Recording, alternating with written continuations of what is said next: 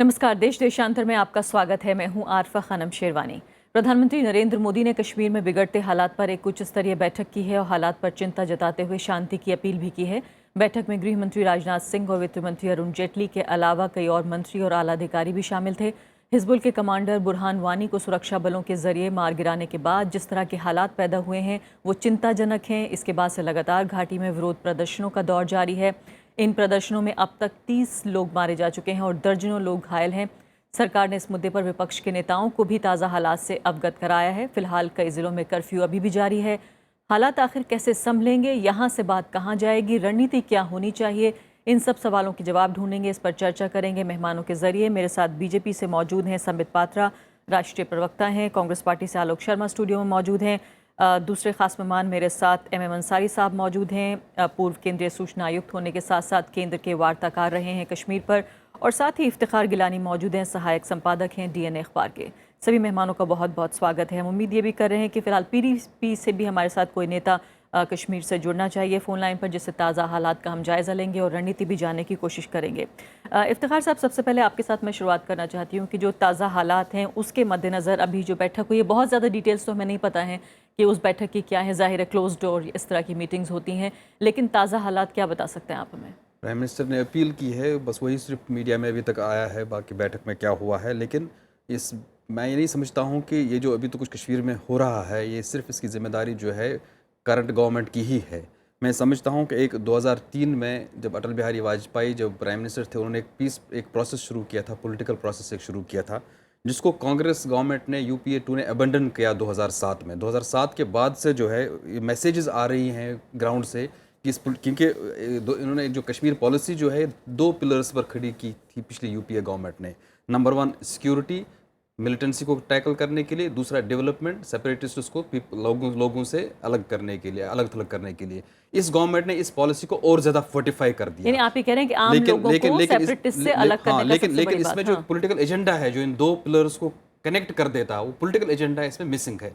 जो political agenda 2003 में वाजपेयी ने शुरू किया था, जिसको मनमोहन सिंह ने उसके बाद ओन किया था, अडॉप्ट किया था, लेकिन 2007 में बगैर किसी वजह के जो है उसको अबंडन कर दिया। फिर 2010 में उनको फिर याद आ गया तो इंटरलोक्यूटर्स की कमेटी बनाई गई, लेकिन उस इंटरलोक्यूटर की कमेटी की रिपोर्ट जो है उसके ऊपर कभी लागू पढ़ा भी नहीं किसी ने। मुझे लगता है कि यहाँ होम मिनिस्ट्री में किसी ने उसको पढ़ा, उसके बाद उस रिपोर्ट को लागू करना तो दूर की बात है। लिहाजा इस सिक्योरिटी और डेवलपमेंट के बीच में जो एक पॉलिटिकल एजेंडा होना चाहिए था, पॉलिटिकल लेक्सिकॉन होना चाहिए था, पॉलिटिकल मैसेज जो होनी चाहिए थी, वो पॉलिटिकल मैसेज वहाँ मिसिंग है। और इसीलिए जो है बार बार जो आप देख रहे हैं कि पिछले 2 सालों के दौरान जो इस तरह के मिलिटेंट्स के जनाजों में वहाँ पर लोगों की जो लोग उमड़ पड़ते हैं, ये बिल्कुल एक मैसेज था कि कश्मीर में क्या हो रहा है ग्राउंड पर। और ये मुझे लगता है कि मेरे ख्याल में जो है अब सेंट्रल गवर्नमेंट को इस पर बिल्कुल सोचना चाहिए। और कई जानकार यहाँ तक कह रहे हैं कि बहुत ज़्यादा हैरानी नहीं होनी चाहिए जिस तरह के हालात अभी बन रहे हैं, क्योंकि कहीं ना कहीं अंडर करंट इस तरह की दिख रही है। एक अंडर करंट दिख रही थी और दूसरे के बाद जो है जो रेस्ट ऑफ कंट्री में भी जो कुछ हो रहा था उसका भी पैन आउट हो रहा था वहाँ पर। लेकिन मेनली जो है वो ये है कि वो 2003 और 2007 के बीच में एक पीस प्रोसेस, एक पॉलिटिकल प्रोसेस जो चला था, उस पॉलिटिकल प्रोसेस को गवर्नमेंट्स ने डिवोर्स कर दिया है, उस पॉलिटिकल प्रोसेस को गवर्नमेंट्स ने अबंडन कर दिया है, उसको दोबारा पटरी पर लाने की जरूरत है। यानी पॉलिटिकल प्रोसेस को आप ये कह रहे हैं कि छोड़ दिया गया है, उसको सिर्फ एक लॉ एंड ऑर्डर की सिचुएशन के तौर पर देखा जा रहा है। अंसारी साहब, ये बताइए, इससे पहले कि मैं संबित पात्रा की तरफ जाऊं, कि 2010 के हालात से इसे काफ़ी हद तक कंपेयर करने की कोशिश की जा रही है। 135 लोग उस दौरान मारे गए थे, बेहद नाजुक स्थिति हो गई थी, और उसी दौरान फिर आपको और आपके साथ 2 और अन्य साथी थे आपके, जिनकी कमेटी बिठाकर हालात का जायज़ा लेने की कोशिश की गई। जाहिर है आपसे बेहतर इस मामले में कोई नहीं बता सकता कि क्या वाकई एक मुकाबला किया जा सकता है, कि क्या उस तरह के हालात बनते नज़र आ रहे हैं आपको? शायद हम बहुत बड़ी गलती करेंगे अगर इस एजिटेशन को अगर हम पिछले किसी भी एजिटेशन से अगर हम जोड़ कर देखें। पहली बात तो मैं आपसे कहना चाहूँगा कि ये जो शुरुआत हुई है ये सोशल मीडिया के ज़रिए ये वानी ने शुरू किया, और ये इतना फैला, और फैलने के बाद ये देखा गया कि ये जो यूथ इनके साथ पूरा आया है, ये ना पाकिस्तान गया है ना वहाँ की ट्रेनिंग लेकर आए हैं, ये सोशल मीडिया के ज़रिए वार चल रही थी। अब हमारी सिक्योरिटी फोर्सेस ने इसको दूसरे तरीके से जैसे वानी को मार के गिराया, तो इसके बाद ये पूरी जो सोशल मीडिया की वार थी वो पूरी ग्राउंड पे आ गई। तो मैं समझता हूँ कि ये औरों से थोड़ा सा ये मुख्तलिफ है, इसकी वजूहात जो हैं वो अलग हैं। दूसरा अच्छी ये तरह कि स्पष्ट कर रहे हैं हाँ, इसको, कह रहे हैं कि जो और सोशल मीडिया पे हो रहा था वो दरअसल जमीन पर आ गया ज़मीन पे आ है। गया। और मैं समझता हूँ कि यहाँ पे एक बहुत बड़ा टेक्निकल हमसे मिस्टेक भी मैं मानता हूँ। मैं सिक्योरिटी का एक्सपर्ट तो नहीं हूँ, लेकिन मैं समझता हूँ कि ये एक बहुत बड़ा टेक्निकल मिस्टेक हुआ। अदरवाइज़ वानी के बारे में मालूम था सिक्योरिटी फोर्सेस कि वो कहाँ है, किस सिचुएशन में है, वो आसानी से पकड़ा जा सकता था और उससे तमाम तरह की तफसीलात दी जा सकती थी। दूसरी बात जो मैं आपसे कहना चाहूँगा वो और फिर एक्स्ट्रा जुडिशियल किलिंग की जो बातें हो रही हैं वो भी आरोप नहीं लगते। तो वो इस तरह की बातें नहीं होती। दूसरी बात जो मैं आपसे कहना चाहता हूँ कि जैसा इफ्तिखार कह रहे थे कि पिछले 2 सालों में जो कुछ हो रहा था, और उसका ये सबूत है कि जब वहाँ इलेक्शन हुए तो मुफ्ती साहब को 3 महीने लग गए ये अलायंस फॉर्म होने में। जब वो गुजर गए तो फिर महबूबा जी को ये लेना था, उसमें भी ये वक्त लगा। अब जो कुछ हो रहा था ये तमाम यूथ जो है वो पिछले 30 सालों में वाच कर रहा है। मैं एलिनेशन की तो बात करता ही रहता हूँ और वो तो अपनी जगह थी, और इन्होंने फिर ये भी देखा कि 2 सालों में ये बहुत सारे जो बच्चे मुख्तलिफ़ कॉलेजेस में जहाँ पढ़ते थे वहाँ उनको एलिनेट किया गया, उनको हैरेस किया, ह्यूमिलेट किया। और वो एनआईटी में जो बच्चे पढ़ते थे वहाँ भी, तो ये कुछ ऐसी फोर्सेस एलिमेंट्स थे जो काम कर रही थी और उनको रोकने की कहीं कोशिश नहीं की गई, और इससे ये पूरा का पूरा जो है वो बढ़ता गया।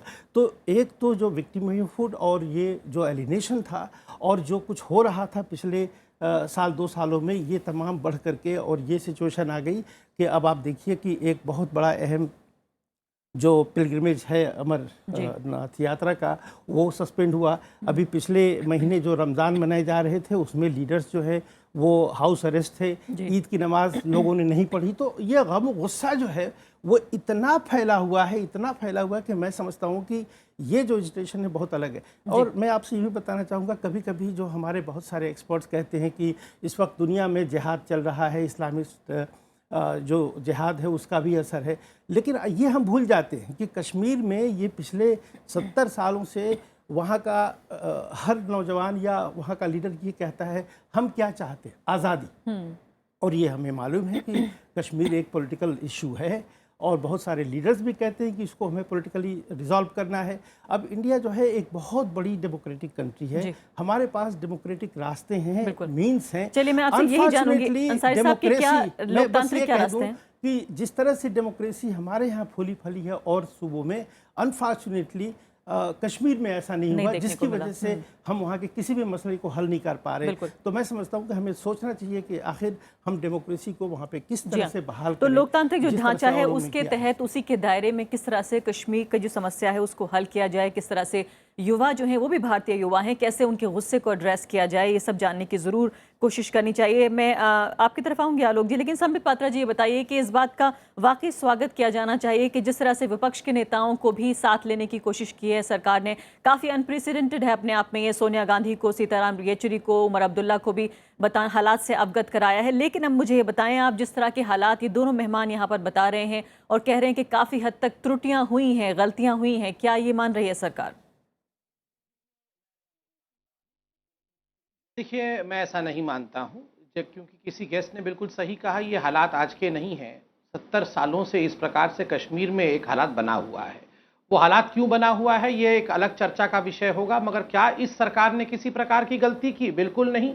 मैं आज ही अखबारों में पढ़ रहा था, जो नॉर्दर्न कमांड के आर्मी के चीफ हैं हुड्डा साहब, लेफ्टिनेंट जनरल हुड्डा, उन्होंने बड़े स्पष्ट शब्दों में कहा है कि ये जो पूरा फिलॉसफी हम कश्मीर में देख रहे हैं, this is a passing phase. उसके लिए एक फ्रेज उन्होंने यूज किया है, this is a passing phase, और उसको उन्होंने डिसाइफर, अर्थात एक तरह से पूरा कारण क्या है जो आज हम देख रहे हैं, मिलिटेंट बदमाशी कर रहे हैं और जिस प्रकार से पथराव इत्यादि हो रहे हैं, उनका कहना है कि this is the building frustration.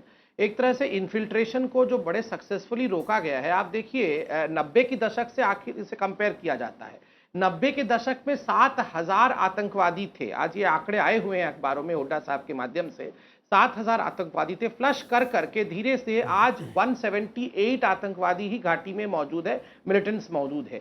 उसमें भी 2016 में ही, जस्ट 2016 में आप देखिए 84 आतंकवादियों को न्यूट्रलाइज कर दिया गया है। ऐसे में जब एक तरफ से उनको सफोकेट कर दिया जा रहा है कि इन्फिल्ट्रेशन नहीं हो पाए, जो कश्मीर के अंदर इन्फिल्ट्रेट कर गए हैं उनको न्यूट्रलाइज कर दिया जाए, तो स्वाभाविक रूप से एक सेंस ऑफ फ्रस्ट्रेशन मिलिटेंट्स में आ गया है। और इसीलिए जो कहते हैं बुझने से पहले दिया फड़फड़ाने की कोशिश करता है, वो एक इस प्रकार का पासिंग फेज देखने में मिल रहा है। दूसरी बात जो आपके गेस्ट ने कहा, उन्होंने एलियनेशन के बारे में बात की। मैं एलियनेशन के थ्योरी से बिल्कुल सहमत नहीं हूं, बिकॉज जो लोग कहते हैं कि एलियनेशन के कारण से मिलिटेंट पैदा होते हैं, वो कहीं ना कहीं मिलिटेंसी और टेररिज्म के लिए एक एलिबाई, एक साक्ष्य बनने की कोशिश करते हैं। अगर एलियनेशन ही मसला होता तो कश्मीरी पंडितों में से कितने कश्मीरी पंडित आतंकवादी बन गए? वो तो बहुत बड़े तादाद में एलियनेट हुए, ऐसे एलियनेट हुए कि उनके लिए कहा जाता है कि they are the first amongst the whole community in the world who have been converted into refugees in their own home. वो पूरे विश्व में एक ऐसी कम्युनिटी है जो अपने ही घर में रेफ्यूजी बन गए हैं। तो स्वाभाविक रूप से उन्होंने तो बंदूक नहीं उठा लिया, उन्होंने तो पत्थर नहीं उठा लिया। और आज ही के हिंदुस्तान टाइम्स में एक बहुत बड़ा आर्टिकल छपा है, उसमें कुछ आंकड़े हैं, मैं आंकड़े पढ़ देता हूं कि 1990 से अब तक हमारे जो आर्मी है उन्होंने क्या क्या सीज किया है।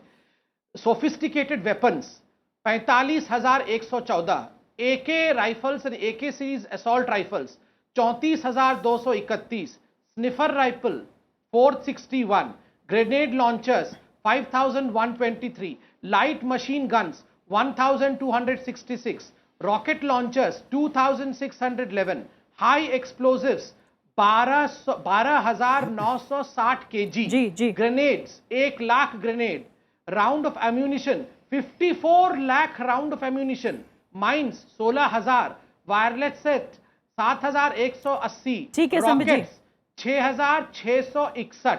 आप बताइए, ये सब एलियनेशन के कारण तो नहीं होता है ना, ये एक युद्ध की सामग्री है। कोई एलियनेशन हो जाता है, आपका हमारा एलियनेशन हो जाए, हमें आपका चैनल या हमारी पार्टी ना पूछे, तो क्या हम ये सब सामग्री इकट्ठी कर लेते हैं? नहीं, फिर संबित जी, फिर वो उस सब का क्या मकसद हुआ? War against India. लेकिन संबित जी, फिर हीलिंग टच, जब एलियनेशन है ही नहीं तो फिर हीलिंग टच की क्या जरूरत है? उस पूरी थ्योरी को आप कहते हैं कि वो ध्वस्त कर दी जाए, कोई जरूरत नहीं है किसी हीलिंग टच की?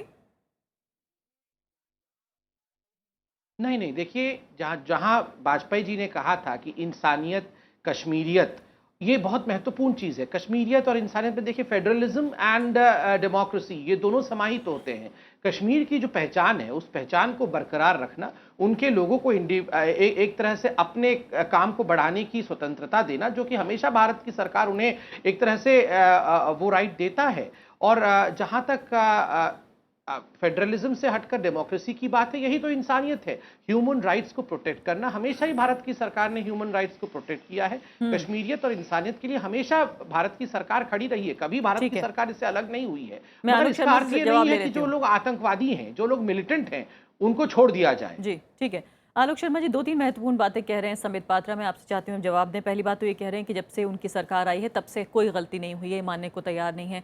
दूसरे ये कह रहे हैं कि अगर हम ये मानते हैं कि अगर एक तरह से एलिनेशन हुआ है, यानी उनके अंदर एक तरह की नाराज़गी है या वो अलग महसूस करते हैं कश्मीरी युवा, दरअसल ये उन लोगों की दलील है जो कहीं ना कहीं अंदर खाने आतंकवाद को बढ़ावा दे रहे होते हैं।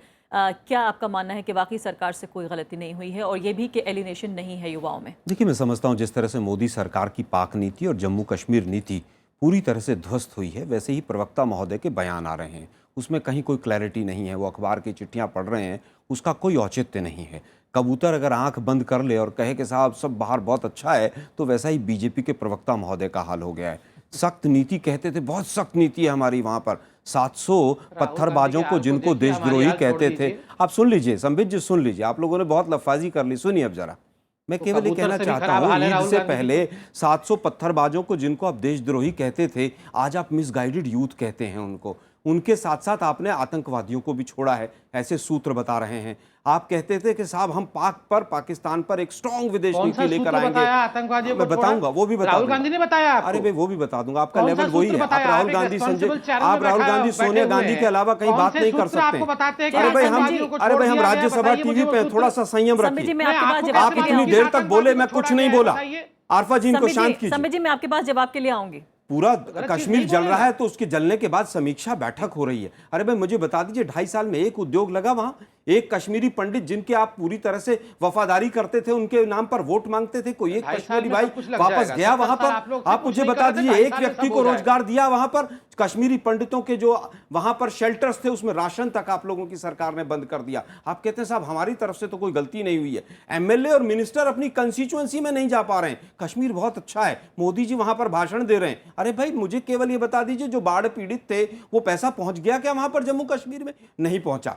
आप लोगों की तमाम नीतियां गलत रही, चाहे वो मसरत आलम के मामले में रही हो, चाहे वो याकूब मेनन की डेड बॉडी देने के मामले में रही हो, और चाहे ये बुरहान वानी के। आपका इंटेलिजेंस फेलियर था, स्ट्रेटेजिक फेलियर था, पॉलिटिकल फेलियर नहीं था। तो क्या आलोक जी आप ये कह रहे हैं कि उमर अब्दुल्ला जो तो आप कह रहे हैं कि support बुरहान करते हैं वानी बुरहान अपनी वानी कब्र को, से यही जो है है ना? वो चरमपंथियों को और आकर्षित करेंगे, बाकायदा ट्वीट उनका आधिकारिक बयान है। क्या आप ये कह रहे हैं मैं कि पूरी तरह से उस बयान की निंदा करता हूं।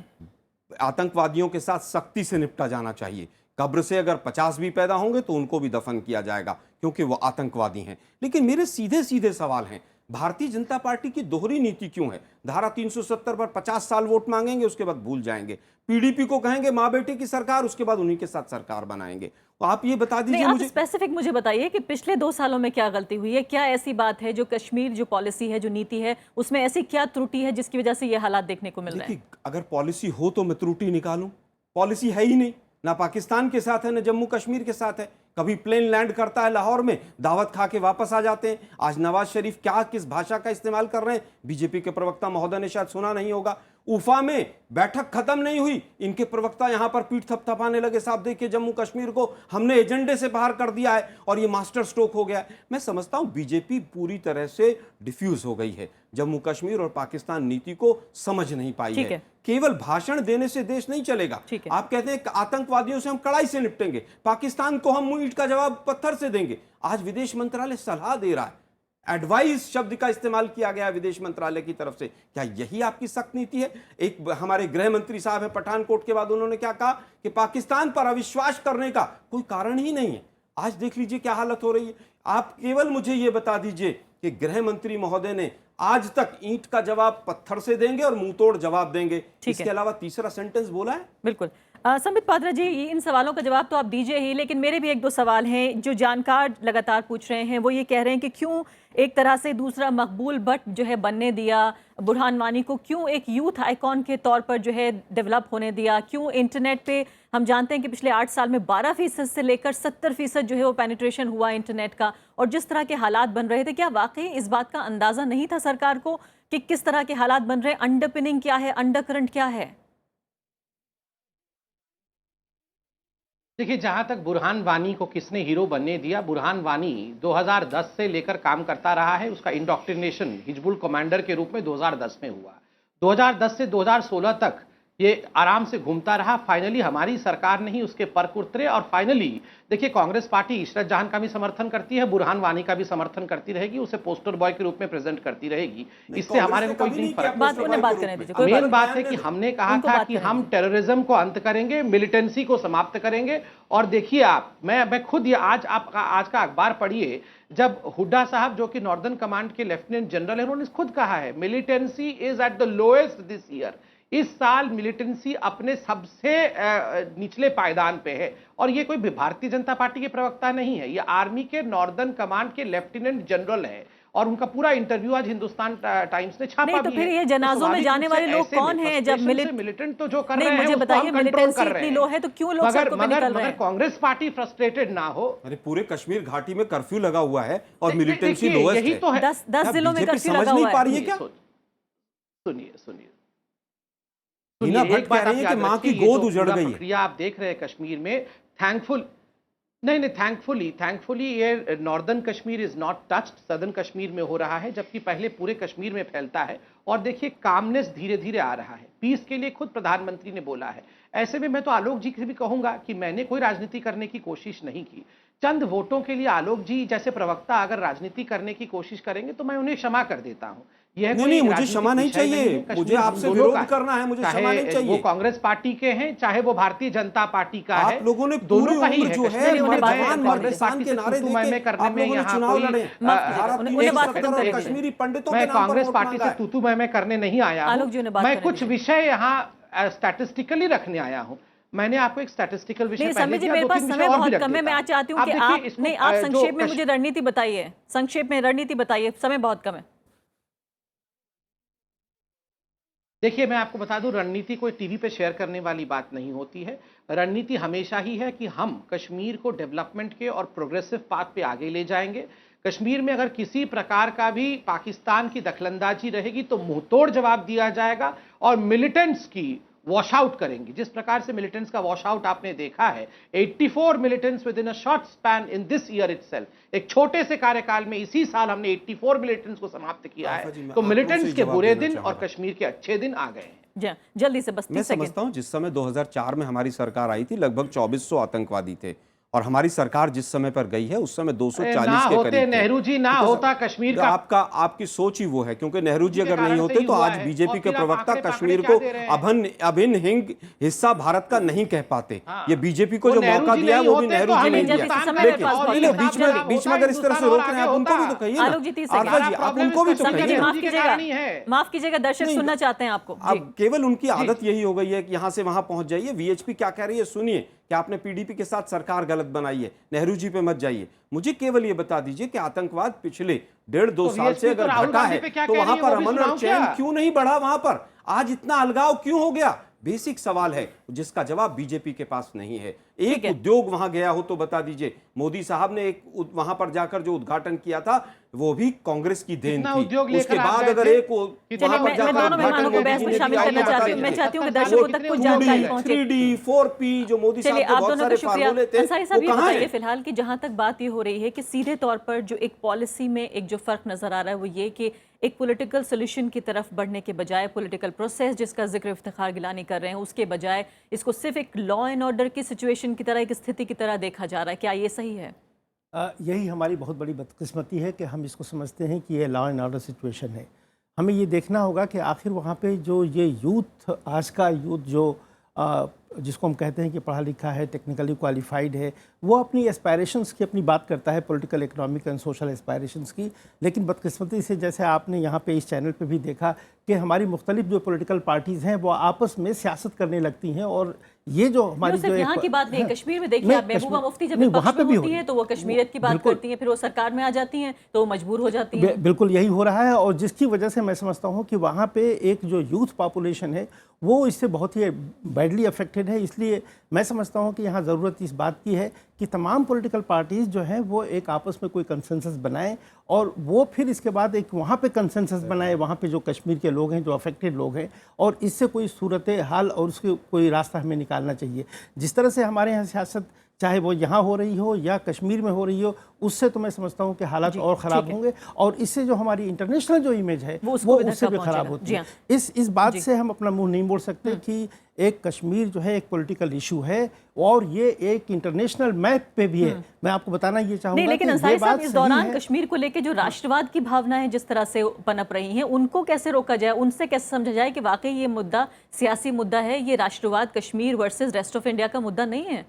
नहीं, बिल्कुल ये कश्मीर वर्सेस की बात नहीं होनी चाहिए। लेकिन बात ये होनी चाहिए कि जब हम एक इंटीग्रेशन की हम बात करते हैं तो उसमें हमें देखना होगा कि क्या जो इस इंटीग्रेशन से वहाँ के जो यूथ हैं उनके क्या एस्पायरेशंस जो पूरे हो रहे हैं। मैं जो देख रहा हूँ वो आज की सूरत ये है कि शायद कश्मीर का नौजवान ये देख रहा है कि they do not see their own future. लेकिन जो सरकार में शामिल हैं उनके प्रवक्ता तो कह रहे हैं कि एलिनेशन नहीं है, बल्कि वो लोग तो कहीं ना कहीं अंदर खाने यही सपोर्ट तो कर बात रहे है। हैं। आप इन यूथ से तो पूछिए जो उस जनाजे में, जैसा आपने जिक्र किया, वानी के जनाजे में 30,000 से ज्यादा लोग थे, आप उनसे तो मालूम कीजिए कि आखिर ठीक है। इसलिए कि मैं आपको चलिए, ये समय बताना मेरे पास चाहूंगा समाप्त हो गया। कि जी। हम लोगों ने तमाम डिस्ट्रिक्ट में हजारों लोगों से जो ठीक है। बातें की तो उन्होंने अपने विक्टिमहुड का जिक्र किया, उनकी अपने एस्पायरेशंस का जिक्र किया और जैसा इफ्तिखार ने पहले बताया कि उस रिपोर्ट पे कोई गौर फिक्र की ही नहीं, ना तो सेंटर इफ्तिखार ने साहब, तो ना बताइए कोई अभी स्टेट हालात ने। यहाँ से कहाँ जा रहे हैं? बात ये भी हो रही है कि कम से कम थोड़ा ही सही लेकिन अमरनाथ यात्रा जो है उसको रिज्यूम किया जाए, बल्कि उसका ऐलान भी हो चुका है कि मुझे नहीं लगता उसमें पूरी कश्मीर सुरक्षा में दी जो है जाए। मिलिटेंसी कोई बहुत बड़ा इशू है गवर्नमेंट ऑफ इंडिया के लिए। 200 मिलिटेंट्स 5 लाख आर्मी के लिए कोई बहुत बड़ा